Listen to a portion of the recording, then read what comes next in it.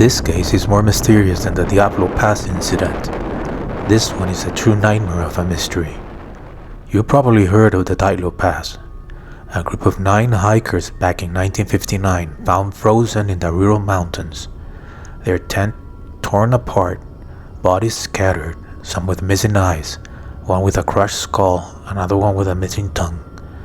Nobody really knows what happened to them, but at least there is a plausible theory, most likely hypothermia. That's the one everybody talks about. But what I'm about to tell you has no accepted explanation. This story has a survivor. Without her, it would probably have ended like most Russian mountain cases, hypothermia as the culprit. This is the story of Khamar Daban incident. 7 hikers went into the Siberian mountains. 6 died in the most horrifying way you can imagine, and only one came out alive to tell what she saw. The leader was Lyudmila Korovina, 41 years old. She wasn't some random amateur. She was a tough, experienced hiking instructor. Strict, respected, she had trained many students before. If anyone could lead young hikers into the Siberian mountains, it was her. Her group had 6 young people. Alexander Sasha Krisin, 21, strong and athletic, the one everybody counted on. Tatiana Filipenko, 24, smart, calm, almost like the second in command. Denis Shabashink, 19, the joker, always keeping spirits high. Valentina Utochenko, 17, still learning but eager to prove herself. And Victoria Salesova, 16, but determined. And the little Timur Vapanov, only 15, the baby of the group, dreaming of big things. 7 in total, leader plus 6. By the end, only Valentina would survive. Dennis had joined the group at the last minute without informing his parents. They were away. He simply left them a note. "I went to the mountains. I'll be back soon." It was August 2nd, 1993, when they set out from the village of Murino, a tiny far-flung village where only a few hundred residents lived. The mood was good. Imagine them marching out with their backpacks, laughing, singing songs. The forest around them green, the mountains ahead sharp against the sky. They were young, alive, ready for the challenge. The first days went smooth. They crossed rivers, climbed ridges, built fires at night, cooked together, and shared jokes. Valentina later remembered how happy everyone was. They were a strong team, full of hope. But in Siberia, the weather can change in an instant, and on August 4, it did. Over 2 days they hiked along 2 rivers and a watershed, went up the mountain and over the ridge, before settling on Ratranslator, a peak named after an abandoned relay tower that looks over the region. A week of clear skies and sun had been forecast, but the forecast couldn't have been more wrong. A cold front rolled in, bringing rain and snow. The wind howled through the mountains, sharp and merciless. Their cloth got soaked, their boots filled with mud. The temperature dropped fast to freezing conditions. Lyudmila, the leader, didn't turn them back. She told them to keep going.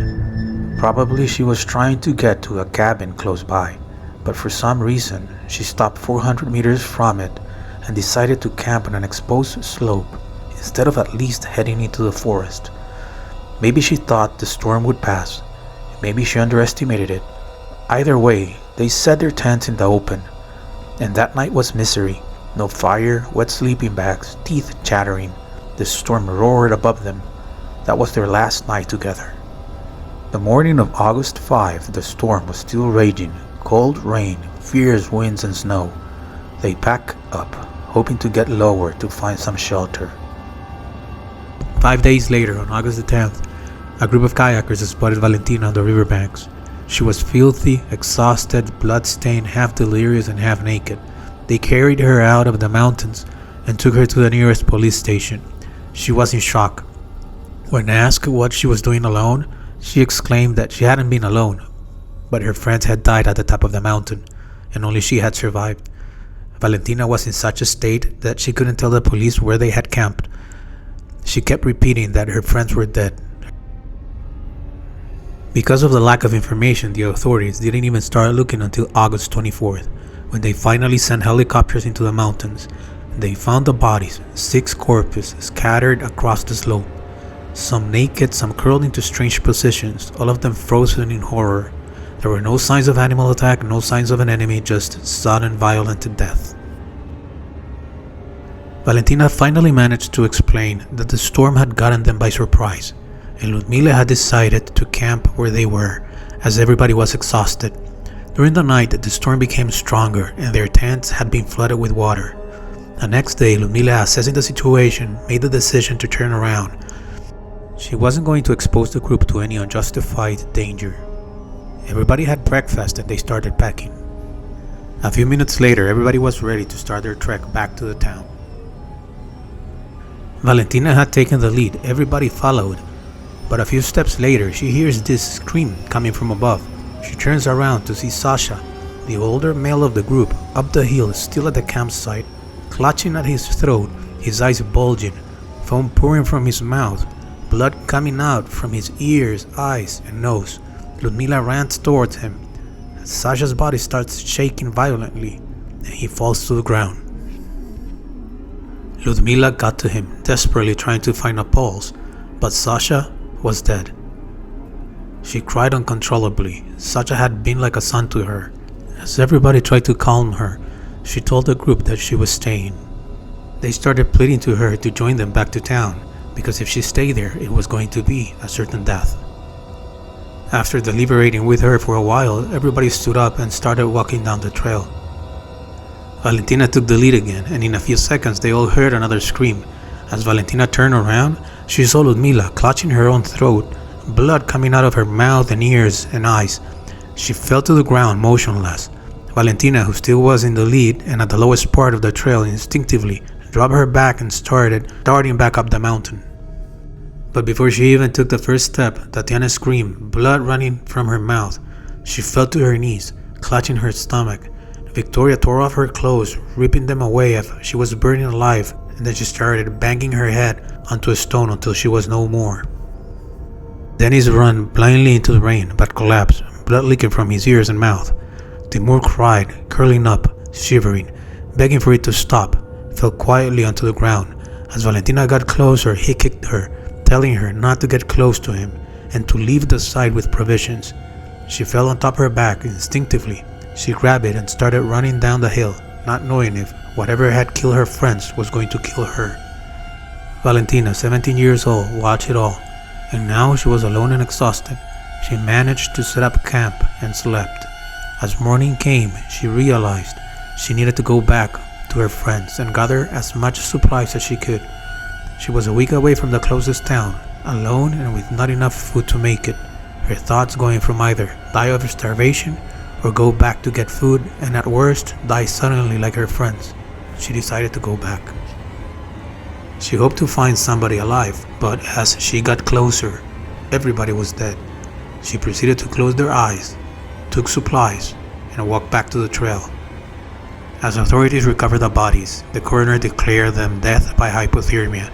The storm had killed them all. As the case was closed, Valentina didn't have to speak to anybody, and she didn't until years later. Experts had already doubted the cause of death, since temperatures that day weren't low enough for hypothermia to set so fast in so many people at once. The biggest issue experts had with the cause of death was that it was unexplainable how hypothermia could cause blood coming out of ears, mouth, and eyes. Perfectly, a pulmonary edema could explain blood coming out of the mouth, but not from the ears, eyes, and nose. And pulmonary edema is a very rare symptom of hypothermia. For 6 people to have it at once, unbelievable. And the strangest fact of all is that not everybody got hypothermia. There was a survivor, but the Russian government shut down the investigation as soon as possible.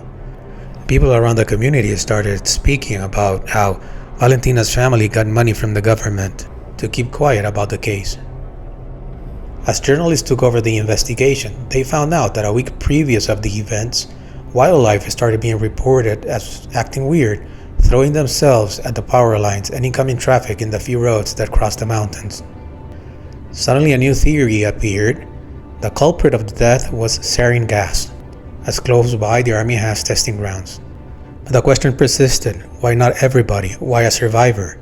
The explanation could be found in the behavior of Valentina. During all the event, she remained at the lowest point of the track. Experts theorized probably that was the reason why she managed to avoid the winds that could have carried the sarin gas onto the group. Others say that sarin gas would have not left any survivors. Later on, as Valentina gave interviews, she said that she was the only one that didn't have cooked breakfasts, opening up another theory. Maybe they ate poisonous mushrooms, as Lyudmila was a known forager, and she was the one in charge of cooking breakfast that day. Some say Valentina killed them all, and others that the mountain did. The truth is, it is a mystery, and we will probably never know the answer. And as for mysteries, local tribes have a legend that you should never gather more than it is allowed from the mountains, or the guardian spirits will kill you. They will enter your body and rip your soul from the inside, making you bleed from all parts until you die. Could Valentina be the only one that didn't have a cursed breakfast that day? Or maybe it's just a simple conspiracy. The Soviet army was trying gas nerve agents, and they didn't want anybody to know about it.